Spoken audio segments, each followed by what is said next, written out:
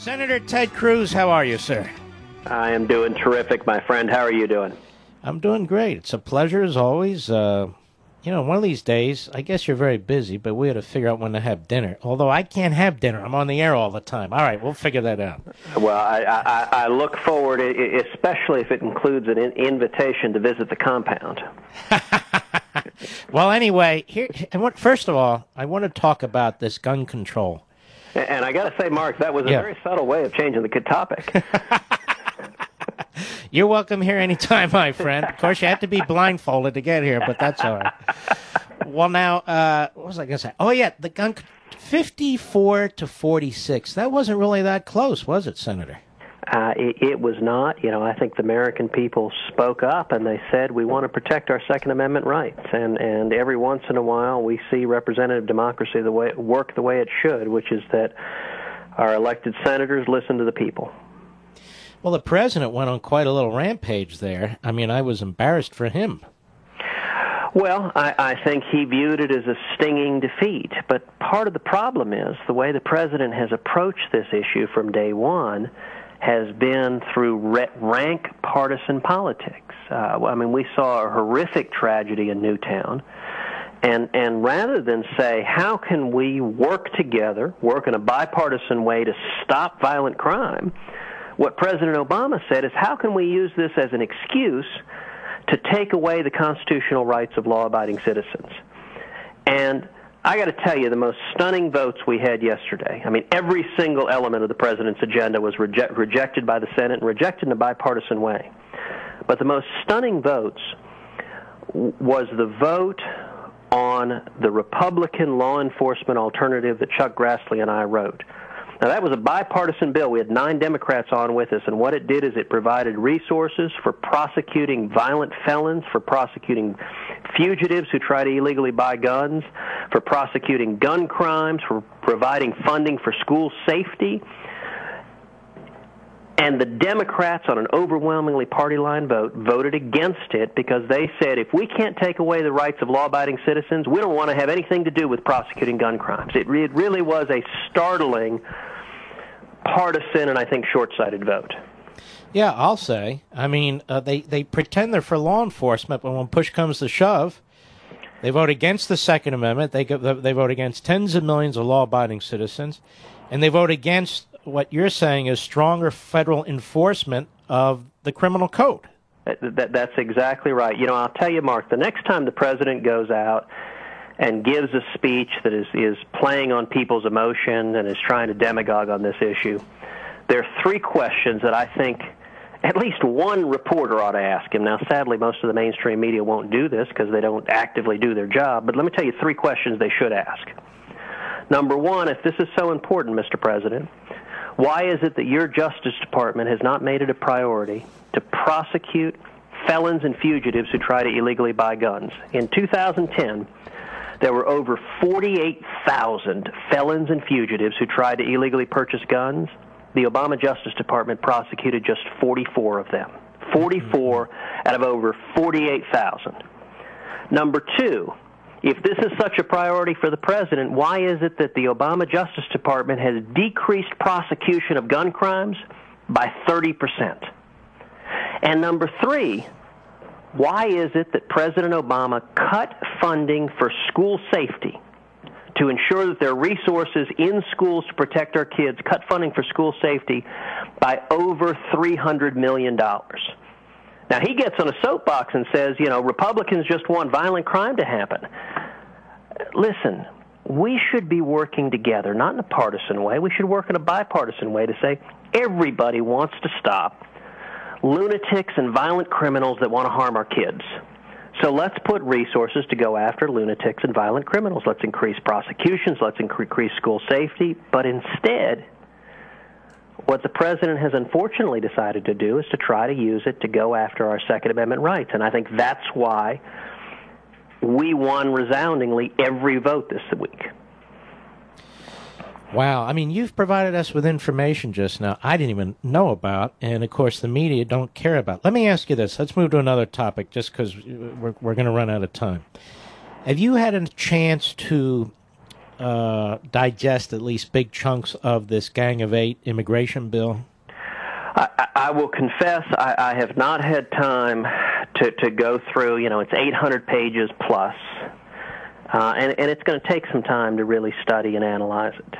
And so I want to be cautious until we understand the details.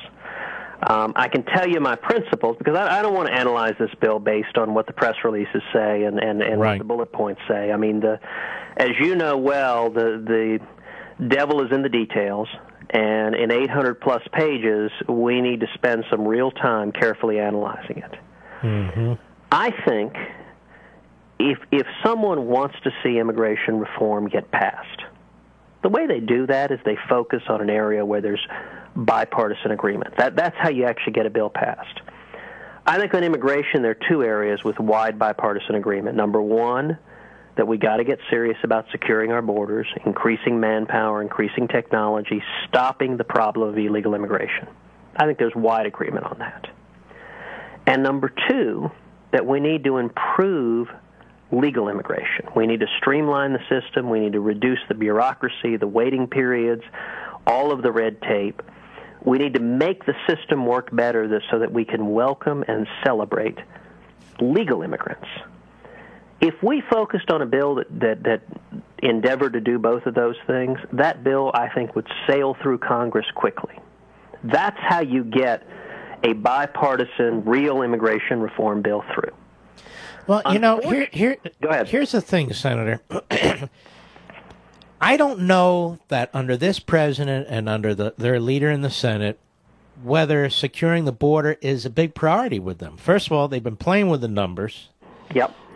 Secondly, nothing stops them now from doing more to secure the border or to ask for more resources to secure the border. And thirdly, they're not proposing this. It's always, we'll secure the border if you do 5,000 other things. Right. Well, I tell you, Mark, have you ever spoken with the head of the ICE union? Chris Crane, no, but Yes. I think we spoke to him once, actually. I would encourage you to do it again. It is he will tell you things that will. By the way, we tried to get him a few weeks ago. We couldn't get him, but we'll try again. I mean, he is. He and I sat down and visited just recently, and he just talked about what is happening in terms of this administration stopping our immigration enforcement agencies from following the law. When they try to follow the law, they get suspended. They get punished. I mean, this is literally an administration that disciplines law enforcement officers when they try to enforce the law. So how can we try? So the union. I mean, you want to talk about a union? I mean, this is an administration that loves unions in every other regard. But a union of law enforcement officers is suing the Obama administration because, as their lawsuit says, the Obama administration will not let them enforce the law because they don't want our immigration laws enforced. I mean, that is a real and a deep problem, and something that I think is worthy of some real examination and concern. Yeah, and you're exactly right, and I don't have time to do this, ladies and gentlemen, but we will link to a piece by Andrew Stiles, National Review Online, on the corner, Mr. Producer, and put that up there. There is litigation going on. The senator is absolutely right. A pending lawsuit where Border Patrol, or I guess ICE employees, are suing because they're being punished for enforcing the law. It's a real mess. Exactly right. Yeah. Well, Senator, I have one other question. What do you want to say? It's your home state. You've had a horrific tragedy there in West Texas. I want to give you a few seconds to speak to those folks and communicate with them, because I know that community is devastated. Well, it is heartbreaking, this tragic accident that occurred, this explosion that injured and killed a great many. And I've spent much of the day on the telephone with local officials on the ground, local law enforcement that are dealing with it. And the community is reeling, but I'll tell you, the biggest message I heard over and over again was uplifting.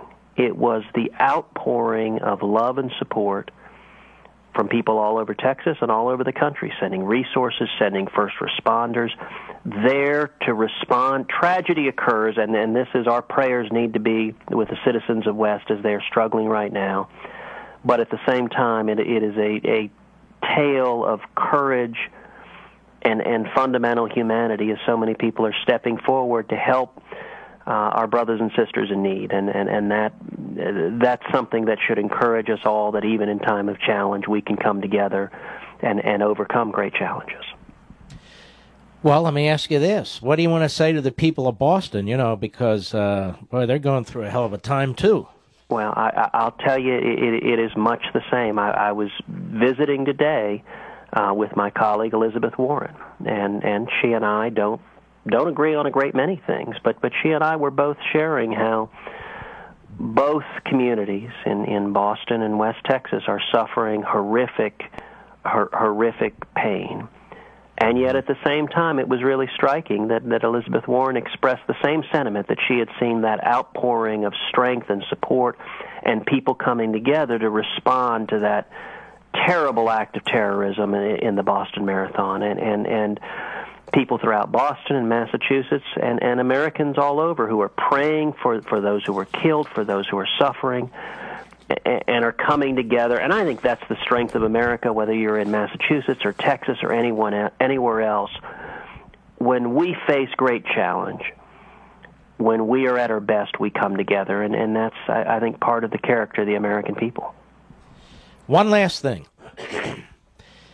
You and Mike Lee and you and Rand Paul and you and Marco Rubio, you're pretty good friends. You're quite friendly, aren't you? Yeah, we are very good friends. So you may have a strong disagreement, you may, or may not, but you may, with Marco Rubio on some of these immigration issues, as do I. But I consider him a friend. I consider him a wonderful integrity, and all. You agree with that, right? I very strongly agree with that. And the reason I'm raising this is I'm getting a sense of a lot of people starting to attack him personally, and I choose not to be one of them, and I'm not going to be one of them. Whether I agree with him or disagree with him, I've talked to him enough. I know him well enough. He's a very decent, honorable human being. Mark, I agree with you, and I salute you for that. Marco is a friend, and I think he has shown a lot of courage diving into a very difficult issue and trying very hard to push forward a solution that could work. And I'm hopeful at the end of the day we see an outcome that gets serious about securing the border, that provides manpower, that triples our border patrol, that provides technology, that stops visa overstays, that fixes the problem of illegal immigration, and also that streamlines and improves legal immigration. Now, I've got a policy disagreement with the proposal that this Gang of Eight has come up with. And in particular, I think a pathway to citizenship for those who are here illegally, I think it's profoundly unfair. But I think Marco is doing this in good faith. I respect his courage for taking on this issue, and I think we will have a civil and a substantive discussion and debate about what is the right policy to try to fix our broken immigration system, and at the same time to respect rule of law and to treat fairly the millions of Americans who have come here legally. And I hope that at the end of the day is what we can do together. Yeah, well, good luck with that, because we know some of the people on the other side there, and we know what they're up to. Senator Cruz, it's always an honor. It's always a pleasure. Have a wonderful evening. The great one, thank you for everything you do. Well, God bless you. You take care.